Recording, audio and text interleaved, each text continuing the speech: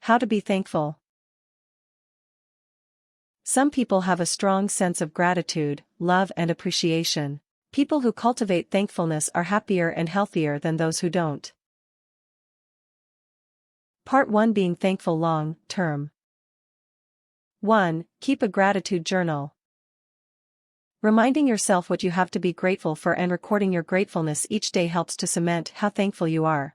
It doesn't matter how difficult your life is at the moment, there is always something to be thankful for, some shining light of gratitude. Finding that will help you deal with the other parts of life.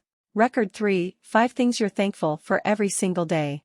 These can be things as simple as the sun was shining, or they can be as big as my significant other proposed. Spend a little time each day reflecting on the things you're most grateful for during that day. You may even find that you have more than 5 things you want to record. When you're having a particularly difficult time, it can be beneficial to go back to what you've written previously. If it's a really hard time, find the smallest things that you can be grateful for. For example, if you have a terminal illness, it's unlikely you're going to be able to be grateful for that, but you can be grateful for things like someone else bringing you dinner, a warm bed, your cat snuggling with you. All these little things can make the trauma of the big thing, the illness, more bearable. 2. Turn your thinking around. People who are thankful for the things in their lives aren't living an easier life than you. In fact, many of the people who practicing the most gratitude are the people who have had incredibly difficult things happen to them, because they understand that it isn't the situation that's the problem, it's how you think about the situation that makes it easier or more difficult. Use the right words. Using negative language and labeling can make a situation more difficult and make it harder for you to be thankful in general. For example, labeling it my horrible illness is going to make it worse than simply saying the illness that I have. In the second instance, not only are you not making the illness part of you, but you are also turning it into neutral language, rather than negative. Bashing yourself and others is going to make you less able to be truly thankful. When you find that you're thinking negatively about yourself or another person, stop and turn that thinking around. For example, you think I am so stupid when it comes to math.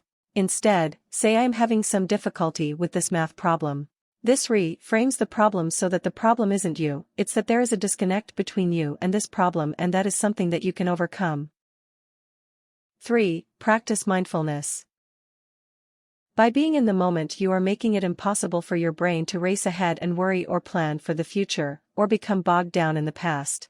This is one way of practicing thankfulness because you are immersing yourself in the present and acknowledging and thanking the importance of the now. Practice mindfulness while you eat. This means, don't read a book, watch TV, or check your phone. Instead, focus on the food that you're putting into your mouth. Is it hot? Cold? What is the texture like? The smell? Is it sweet or sour or salty? Do this while going for a walk, or simply sitting outside. Notice the color of the sky and shape of the clouds. Notice the color and shape of the trees and the plants. Use your nose to locate any smells, and listen to the wind in the trees, the sound of children playing, the sound of cars as they go past you. Practicing mindfulness is a way of being present to each moment as it happens.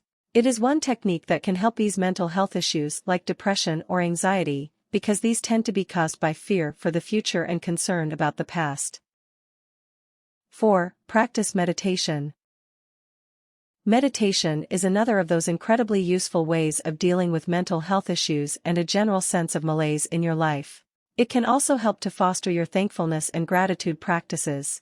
Go somewhere quiet and meditate for 15 minutes each day. Seat yourself comfortably and start to take deep breaths. Your belly will rise and fall with each inhales and exhale. Focus on your breath. When errant thoughts demand your attention, acknowledge them and let them go.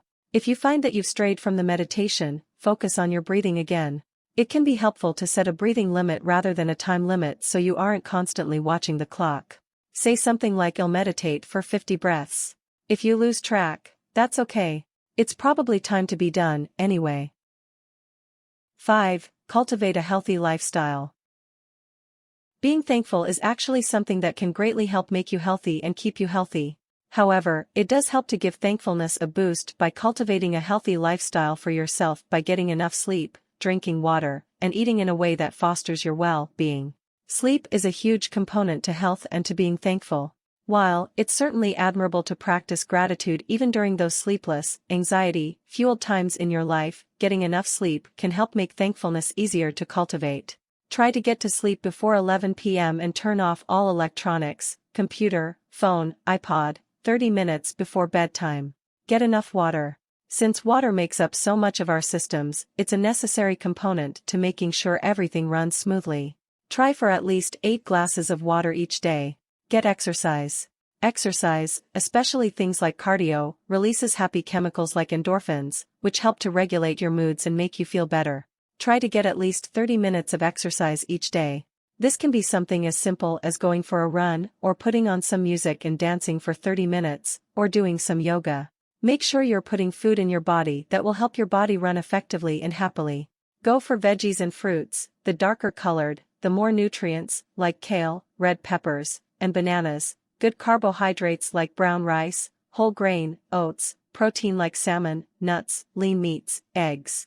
Avoid sugar and salt as much as possible. Focus your diet on the best, most healthy parts, with the occasional indulgence. Part 2: Being thankful in the moment. 1. Take a break. Sometimes a good way to get you back on track and feeling better is to take a break. You'll need to create things to be grateful for, sometimes, and a break can be a good one. At work, or school, etc., go for a walk around your building or step outside for 15 minutes to breathe the fresh air. Spend this time musing on how thankful you are for the opportunity to take a break, to stretch your legs, to feel the sun. Sometimes you just really need a vacation. If you have the ability to take one, you should. A vacation and taking a break from your usual activities can give you a greater appreciation for them, as well as recharge you to deal with the things that you're less appreciative of. 2. Tell someone you appreciate them. So often life gets busy and you forget to tell people that they matter, that you've noticed what they do and it means a lot to you. People will remember you more fondly if you thank them. It will cultivate an atmosphere of thankfulness that can spread out gradually. Talk about gratitude with family. Set aside a time, like the evening meal, to talk about the things you were grateful for that day. Let each family member have a few minutes just to discuss what made them thankful. Send a thank you note. It is really amazing what sending just a small thank you note can do. A thank you note acknowledges that they gave you something, time, effort, a gift, that they didn't have to, and that you appreciate what they've done. You don't have to write a massive novel thanking them, just a few lines that let them know what they and their gift, a thing, of time, of energy, etc., meant to you. 3. Give back. Being thankful isn't just about telling people you are thankful, it's also about giving back to your community and to your friends. This doesn't mean that you give back so that everything is even and no one owes anyone anything. That isn't how gratitude and thankfulness work. Do something for the people in your life who have helped you. You don't have to tell them that you're doing something for them because they've done something for you. That comes across as self-serving. Instead, when they need an extra hand, you provide it. For example, helping your sister's family clean their house during a really busy season, taking your grandmother to her doctor's appointments, or giving your friend a hand moving into her new place. Do something for people you don't know. Sometimes people do things for you that you can't easily repay, in the sense that you want to thank them and show how much it meant to you. Of course you should thank them, tell them how important their action or gift was. But you can also pay the kindness forward. For example, your professor helps you out in ways that you can never repay, writing letters of recommendation, being a mentor, reading your work, so you instead pay that forward and mentor someone else. 4. Focus on intention. When someone does something nice for you, gives you a gift, brings you a hot meal, offers to read over and edit your thesis, focus on how someone tried to bring something good into your life. Someone gave up their precious time, or money, etc. to do something for you. This focus cultivates an atmosphere of gratitude that is then passed on to other people through your actions and words, especially if you have children. 5. Just say thank you. Speaking the words aloud can help cement the feeling of gratitude in your life. Not only that, but it helps others to know that you are thankful for the things that they have done for you. It can, also, help get you back on track when you're starting to feel put upon by the world, or anxious. Use the words thank you as a sort of prayer or mantra. You can thank specific things, or you can just repeat the words over and over to yourself. For example, if you're on the bus to work, you could start quietly, or in your head, thanking the food that you ate that morning, the rain for watering all the trees, the bus for carrying you promptly to your destination, your rain jacket for keeping the rain off. You should also remember to thank the people you see throughout the day.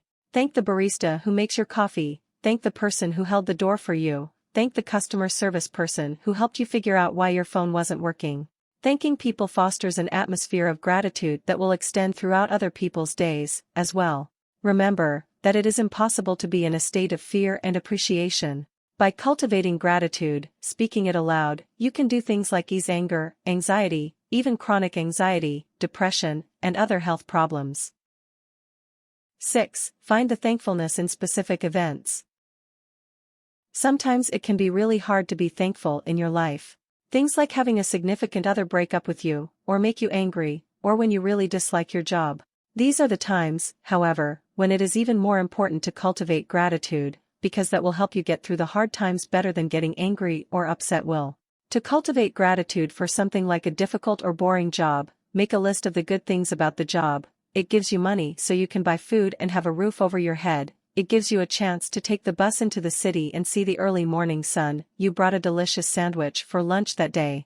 You may have to start really small to find the things to be thankful for, but it will put you in a better mood, and when you're starting to get down or depressed about it, pull out that list and start adding to it. For something like a relationship break-up, you should definitely allow yourself time to grieve and be sad. Being grateful doesn't mean doing away with emotions like sadness, anger, etc. It simply means making them more manageable. After you've given yourself time to grieve, make a list of the things that you learned or are grateful for from the relationship. You learned you don't want to be a morning person, you learned how to compromise, etc. And then what you are thankful for about the relationship being over. Now you can leave your stuff wherever you want, now you can eat blueberries because your ex was allergic, etc. Basically, you can apply your thankfulness technique to any situation.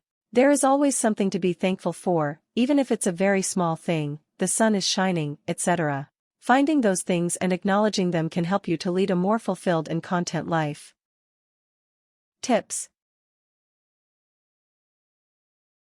Get a gratitude buddy, someone with whom you can talk over the things you're grateful for and who will hold you accountable when you go down the slippery slope of complaining about things. Warnings. Remember, sometimes you will have bad days, where you're grumpy and dislike everything. That's okay. Don't beat yourself up because you aren't constantly floating along in a bubble of gratitude. That may be the goal, but no one's yet reached it. Just because you learn to be thankful doesn't mean that bad things won't happen, or that you won't be affected by the things that do happen. It can simply help to make the things that happen easier to deal with and not as taxing for your mental health.